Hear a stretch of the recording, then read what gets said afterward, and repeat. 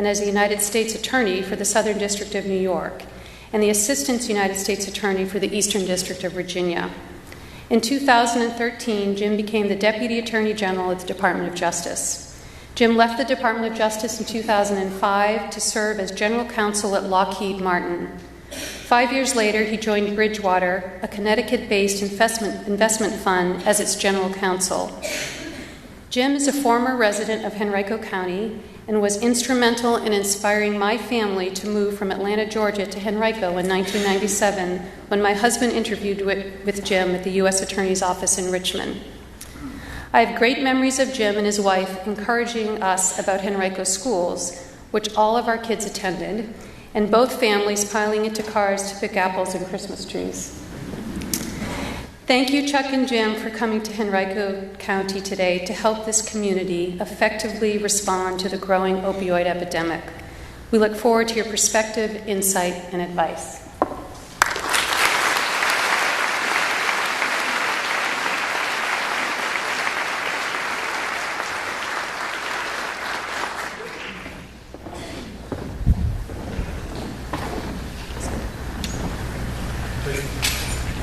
Thank you, Susan.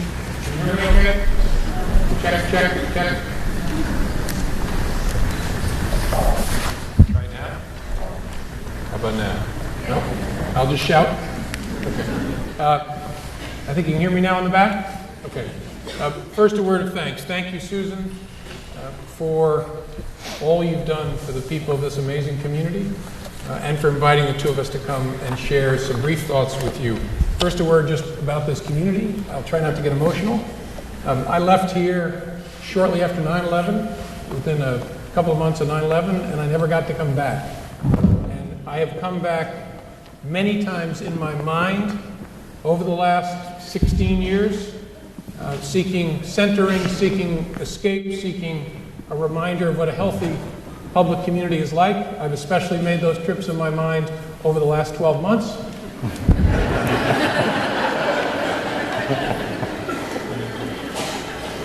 What makes this community different and better is hard to describe, but it's easy to see. It's this room. Chuck and I were talking backstage that we've been all over the country and all over the world talking about this hard issue, and we've never seen a gathering like this. I learned in Henrico County that when bad things happen to good people, they grieve and they suffer, and then they resolve not to let it happen to somebody else. Not so that it can make it somehow justify the pain they suffered or the loss that struck at their family, but so that no one else has to feel the pain that they have felt. That's what makes this community special and different. That's why this room is full of people. This is a problem that is happening not to those people over there, whoever that might be in someone's imagination. It's happening to everyone. This picture that Susan laid out is familiar all over this country. What's different in Henrico County is this, is people getting together saying, we as a community will do something about it to save lives. We've resolved, in staring at you, to try to take this enthusiasm, this energy, this passion for doing good and spread it around the country. We're here today to introduce a movie that was made thanks to a bunch of good people being willing to share their pain and talk about what they went through as people struggling with addiction, what they went through watching someone they love dearly lost to addiction. We are forever grateful that those people had the courage to share their pain with us.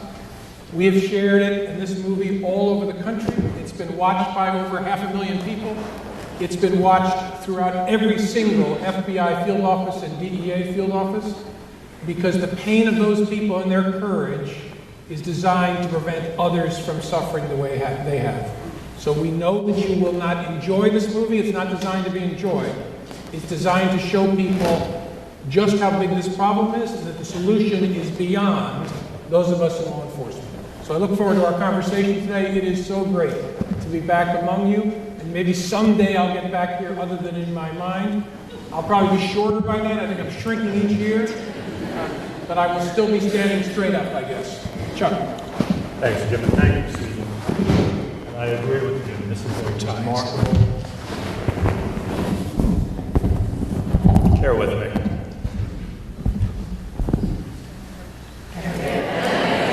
That's all the time we have. The most intelligent thing that I said off mic. I'm not sure I can repeat it. Jim was my boss. Now in law enforcement, he's my partner. But for almost 25 years, he's been my friend. And he's one of the finest people I've ever met in my entire life. I know the last 12 months have been hard. There's not a better man in federal service.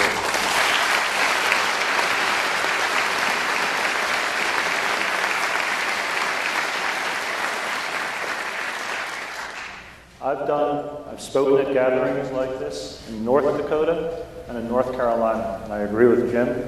I've not seen a turnout like this. But it's justified. You're not crazy for giving up a part of your day to be here, because this is so remarkably important. Susan gave a great presentation, but I worry that large numbers scare some people off, and that it's hard to conceptualize just how bad this is. So bear with me for a moment while I try and help you do that. Susan's quite right. About 91 people die a day from opioids. But if you look at the number of people who die each day from a drug overdose, including cocaine or meth or synthetic drugs, we're talking about almost 150 a day. That's 52,000 a year. Again, big number, and sometimes it's hard to conceptualize just what that means. Let me help you think about it in a couple of different ways.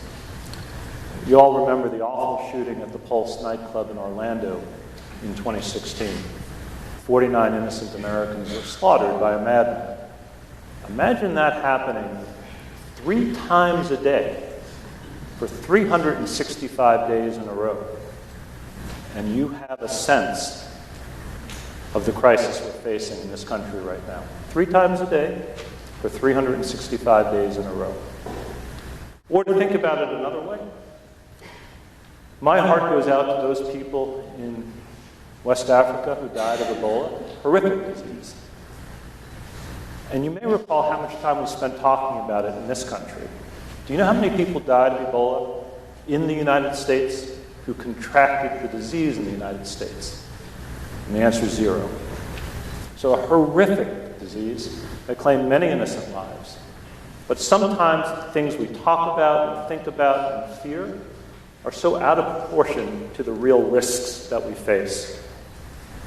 We're facing a real risk.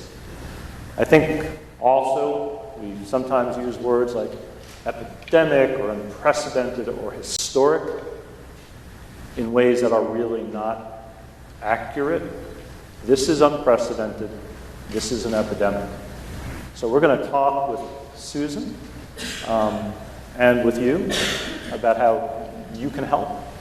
This is a heck of a start, just being here. Like I said, you gave up a big part of your day in the middle of the week to do this. But it's justified, and I hope we'll be able to show you why. So thank you for having us. I'm really, truly delighted to be here. I had the privilege of serving as the United States Attorney for the Eastern District of Virginia. I never lived in Richmond. Jim and I are supposed to travel back together. I have a sense he may not come with me. But we look forward to doing this. Susan, thank you for having us. Maybe we should start by giving you our perspective as law enforcement organizations as to what's happening from our vantage point. And what's happening is the confluence of 2 trends are changing our country. One is the extraordinary level of consumption and use of non-heroin opioids, so prescribed medications, and the abuse of those by many, many people. That trend is worrisome and incredibly important. At the same time, another trend has come to play, which has multiplied many, many times the force and the impact of this first trend, and that is Mexican drug traffickers have gotten into the heroin business, have shortened the transportation lines by bringing heroin from South America, Central America to Mexico, packaging it, and then bringing it into the United States. But more worrisome, by growing their own poppies at altitude in southern Mexico and in southwestern Mexico, shortening the transportation lines even more. And the reason I keep mentioning the distance of transportation lines is drug trafficking is a business. And when you reduce costs of transportation, you're able to lower the price and increase the purity. So to gain market share in the United States, the Mexican drug traffickers have been able to bring into our country huge amounts of heroin that is highly, highly pure and sell it very, very cheaply. So all of a sudden it becomes not just a temptation to people who are already addicted to prescription painkillers, but a preferable alternative because it's a lot cheaper. Right? The pill price has gone up, it's harder to find them, it's a hassle. You can find highly pure Mexican heroin, white heroin, especially in the eastern half of the United States, everywhere. They have sold heroin at a loss in some circumstances to gain market share all over the United States. And so Chuck and I have seen a wave of highly pure heroin washing from east to west. And there's a second problem, which we're not going to talk about much here today, but is coming to us here in the East Coast, and that is they've also been importing huge amounts of highly pure methamphetamine, a drug of choice in the West, in the same way. And so there's a wave of highly pure methamphetamine that's headed towards us from the West. Because we travel so much, we see the different waves. They're washing over each other right now in the central part of the United States. And so that combination of things, and Chuck is going to talk about a third trend, which is fentanyl, and its impact, has changed drug markets all over the country and driven this epidemic of overdose. You want to talk about fentanyl? I do. First, I want to just mention one thing. So what type of market are the bad guys tapping into? It's important to understand that as Americans, we are 5% of the world's population, give or take. One way or another, we consume 99% of the world's hydrocodone. Now, consume is not necessarily consume in the way you might think of it, ingesting it. It's manufactured here, it's purchased here, it's certainly ingested here. But maybe flip that around and think that the rest of the world, the other 95% of human beings, consume 1% of the world's hydrocodone. That's insane. That's crazy. It's incredibly addictive. And, as Jim mentioned, if you get addicted to it, and by the way, the drug cartels know this, if you get addicted to it, it's difficult and expensive to purchase pills on the street. And so 4 out of 5 heroin users actually start on legitimately obtained pills. By that I mean from a medicine cabinet or the like. And when they're addicted and can no longer afford the street price for a pill, they transition to heroin. Now, that the next wave crashing on our shore, and frankly it's already crashed, is fentanyl. It's a synthetic. It's largely manufactured in China. It's exported sometimes directly to the United States, but often right to Mexico, where the same drug cartels that are trafficking all this other poison stick it into their normal routes of distribution, cut heroin with fentanyl, or sell it pure. And as Susan pointed out, fentanyl is up to 50 times more potent than heroin. And we have people dying every single day, including in Central Virginia, because of how lethal and potent it is.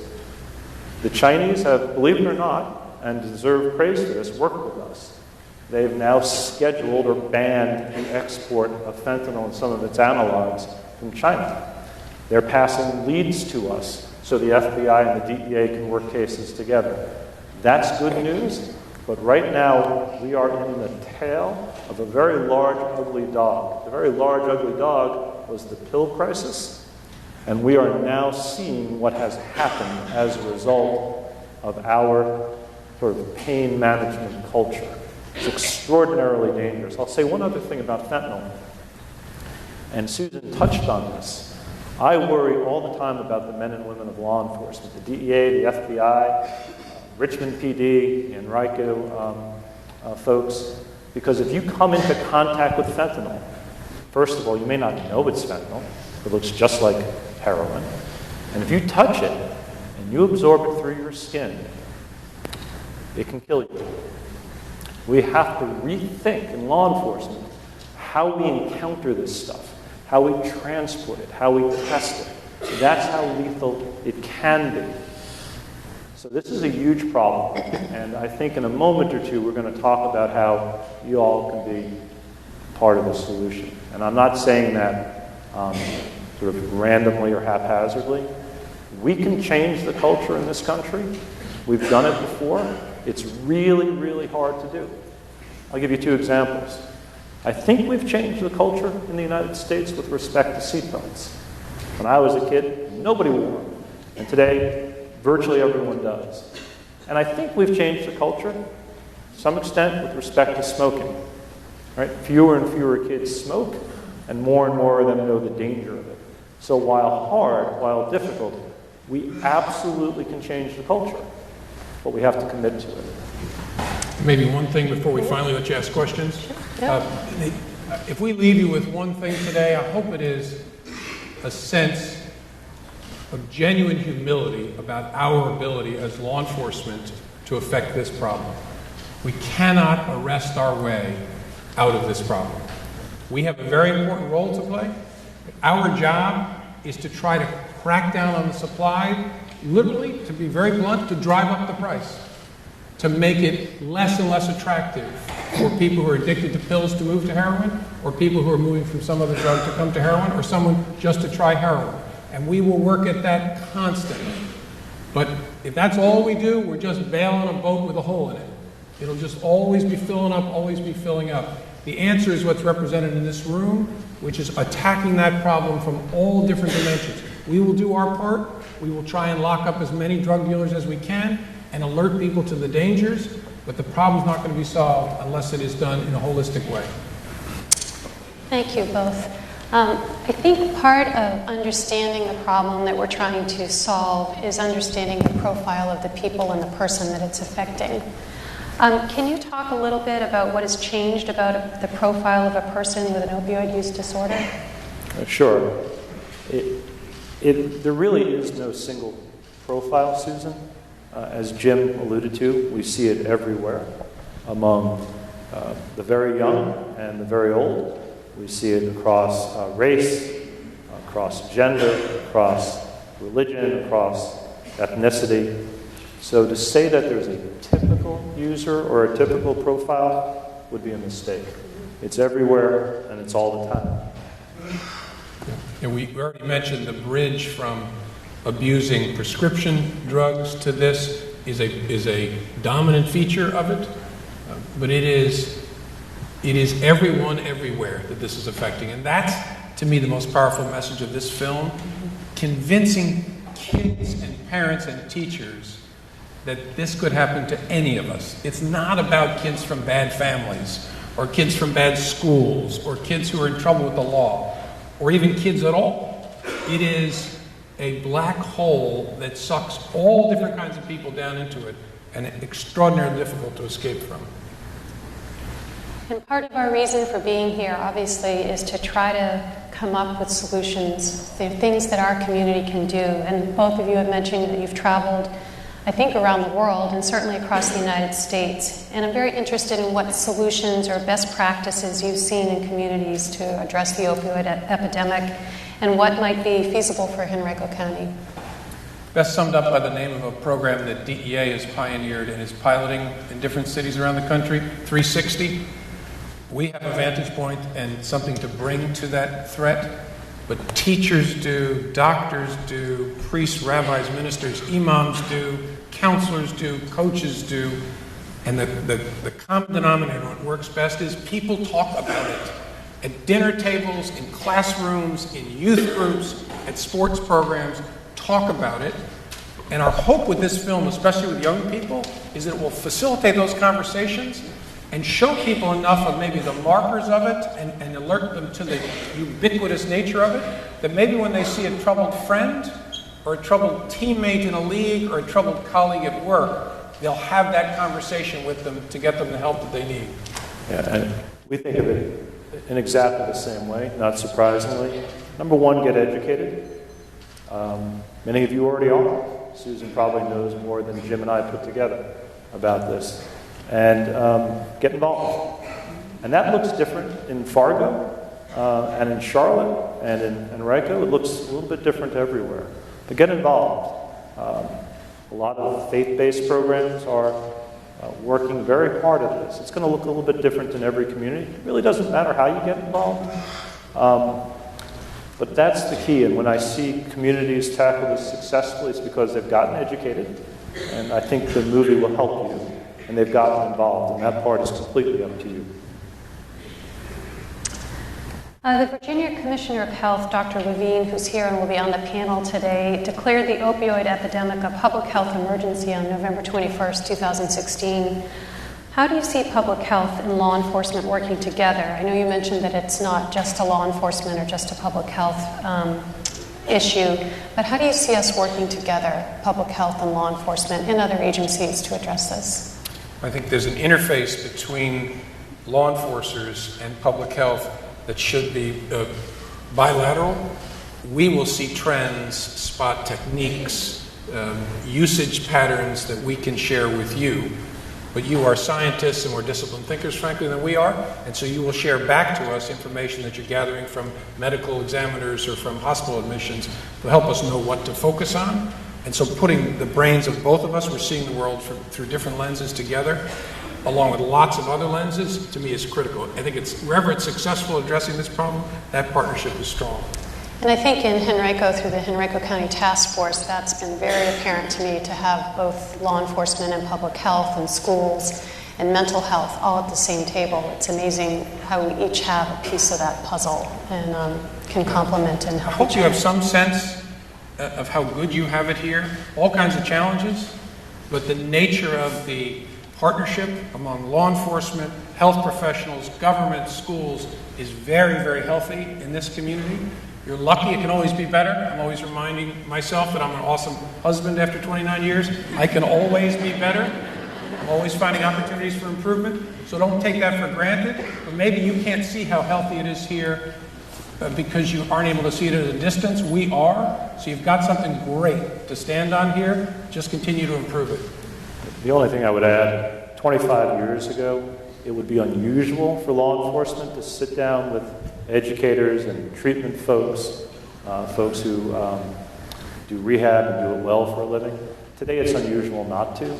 At every one of these forums at which I speak, all of those types of people are in the same room, and that's critical.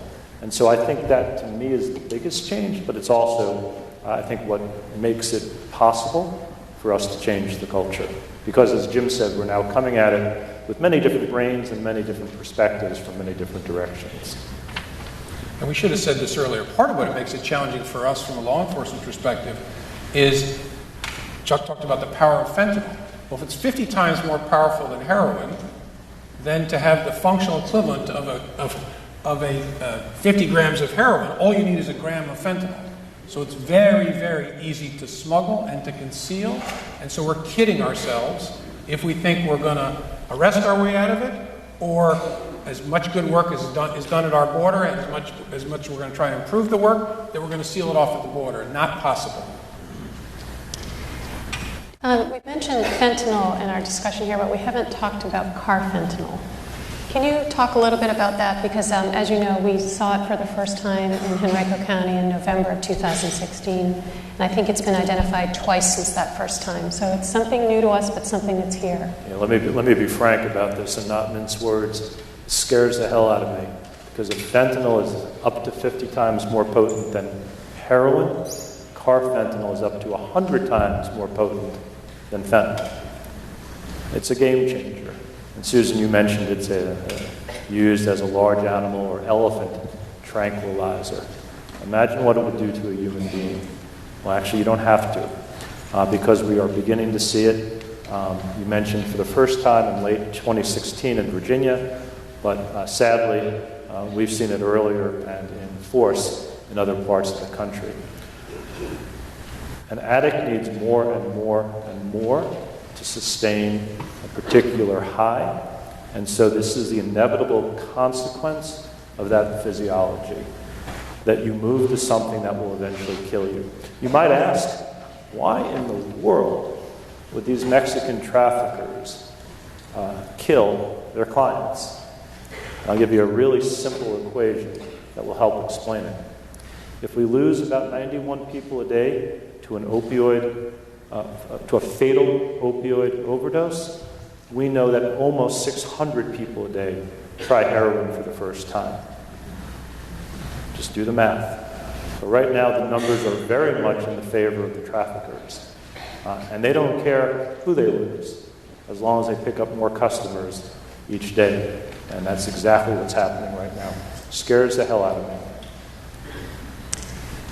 So it's interesting to see what the current trend is, and some of the data I showed sort of showed the commonly prescribed opioids line sort of flattening out.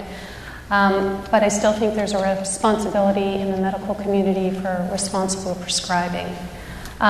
Do you have any thoughts or ideas about prescribing of opioids? You should hit it, given DEA's role with docs. Yeah. So doctors, and pharmacists, and manufacturers, and distributors register with us. We're also a regulatory agency. But one thing we don't regulate, and this is really important to understand, we don't regulate the practice of medicine. Nor do I think that the American public wants us to regulate the practice of medicine. That's done state by state, by the Virginia Board of Medicine and the like. We try to talk to doctors, we try to talk to pharmacists. Whenever they open their door, we will rush in and inundate them with numbers and facts and statistics. But what we're really doing is begging them to be thoughtful about how they prescribe. And again, it's persuasive because we don't have our attempts are to persuade because we don't have the authority to regulate the practice of medicine. The CDC recently issued new guidelines to doctors about prescribing opioids. Really pretty basic and quite sensible. Look for alternatives to opioid-based pain relief.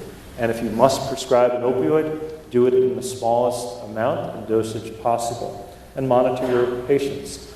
And that's good and that's smart.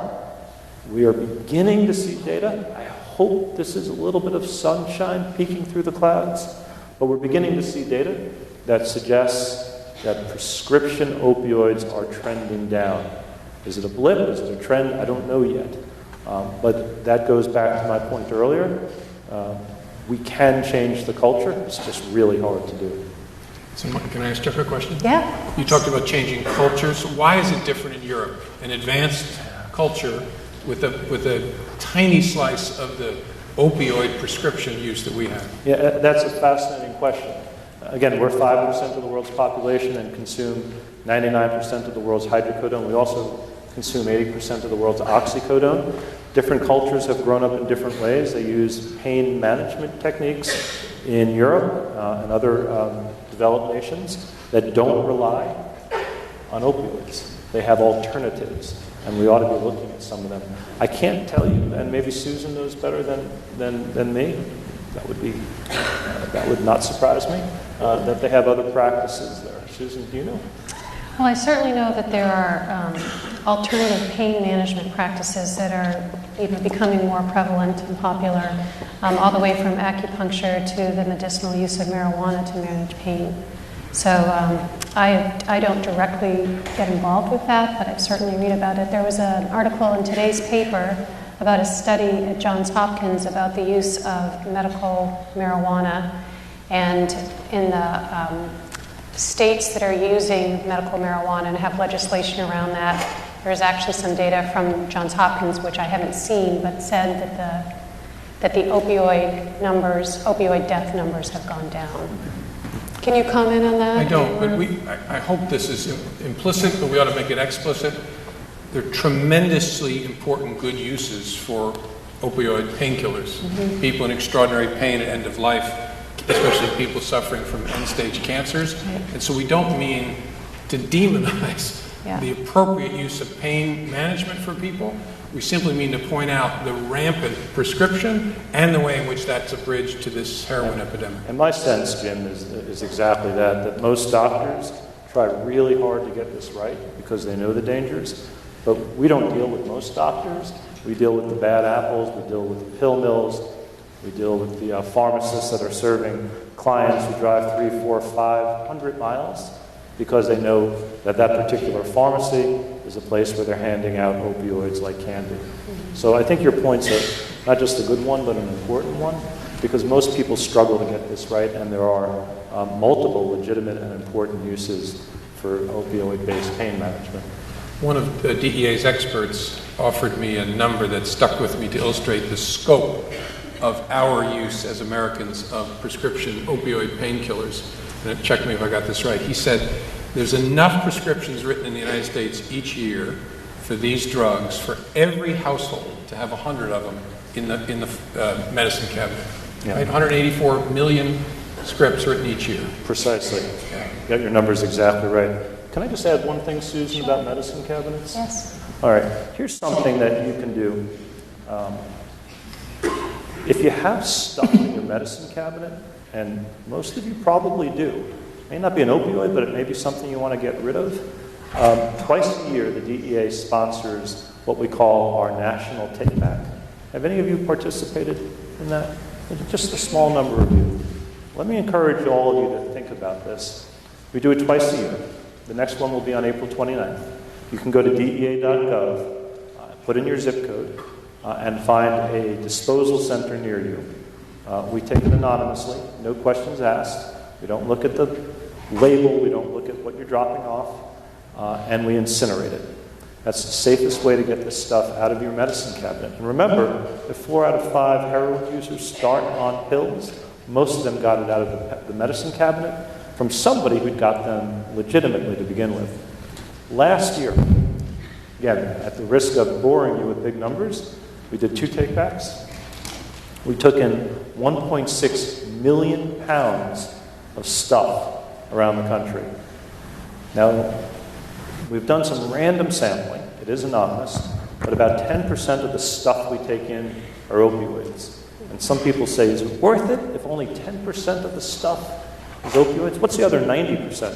Who knows? Bengay, toothpaste, old toasters, we don't care.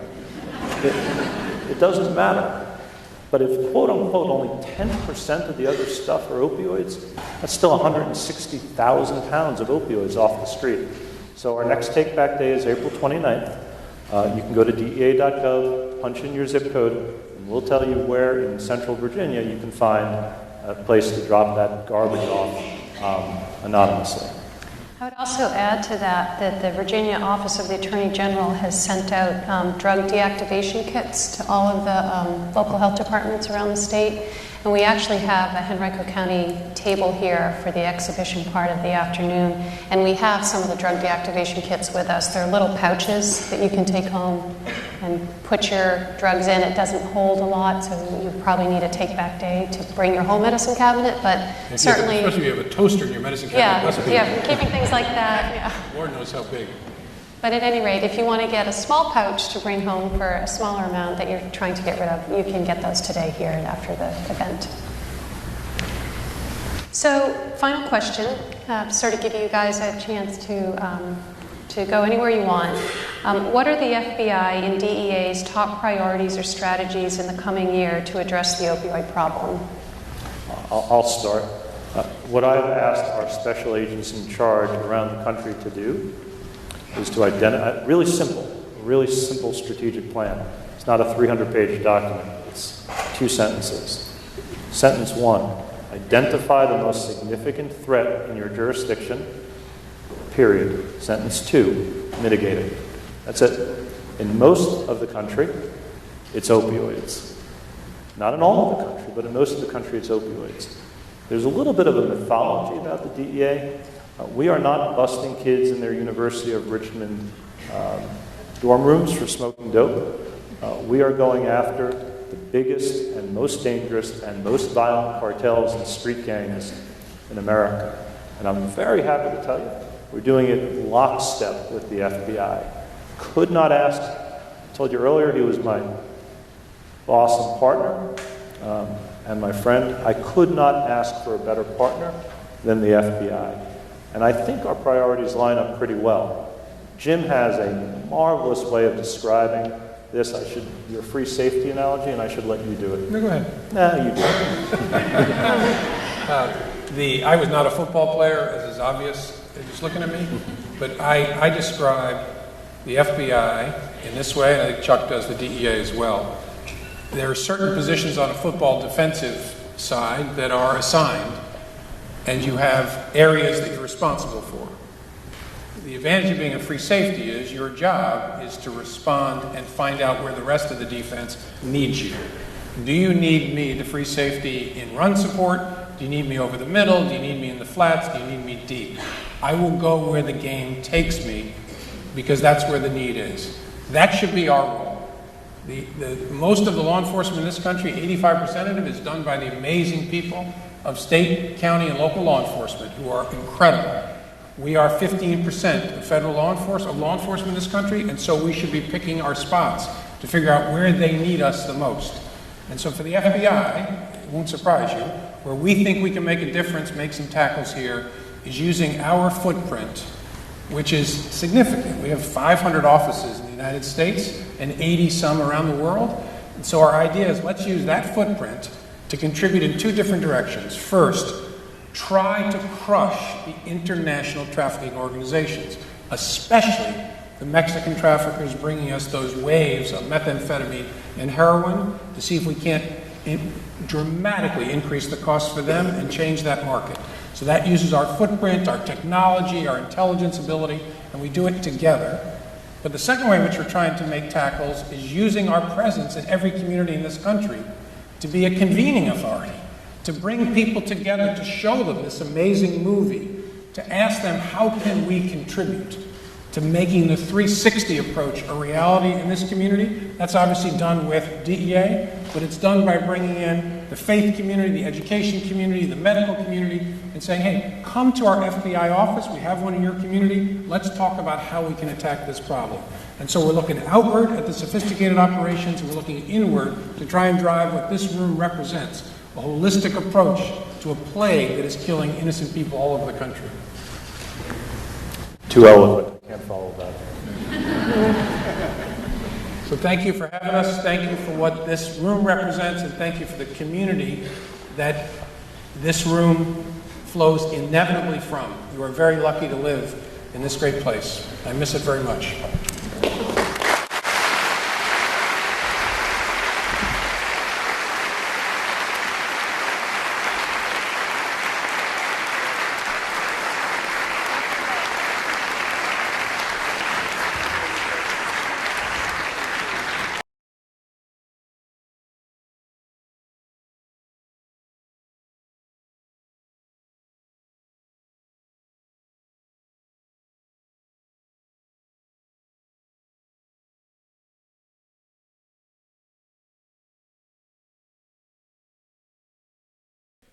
Thank you very much, folks, for joining us and choosing us as your stream of choice.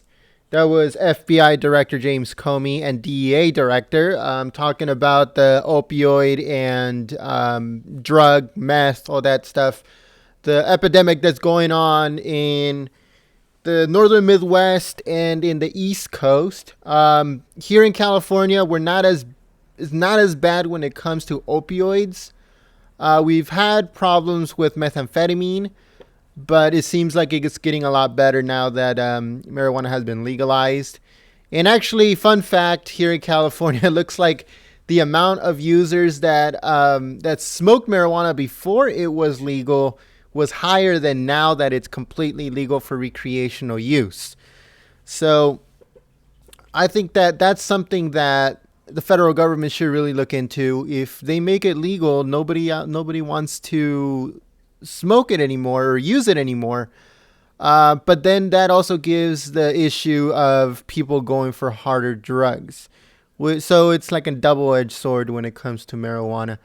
But let us know what you guys think in the chat comment section below if you guys are watching this after it's uploaded. And join us later on today. Secretary of the Interior has been confirmed, so he will be sworn in just a few hours. So also stay tuned for videos that we're going to be uploading later on today. And if you guys didn't see the president's address to Congress, it's up on our channel. So make sure you guys check it out. If you guys have any tips for news stories or stuff that is going on around the country that you guys want to let us know anything about, send us an email at citizenreporter@goldenstatetimes.com. Again, that's citizenreporter@goldenstatetimes.com. Send us some tips or any news story that you've probably seen and you might want us to report on or look into. If you guys want to send me an email directly, if you guys have any concerns or you guys want to let us know about, anything that has to do with the channel, the chat, or anything in between, or if you guys want to get in contact with me directly, you guys can send me an email at gent@goldenstatetimes.com. Again, that's gent@goldenstatetimes.com.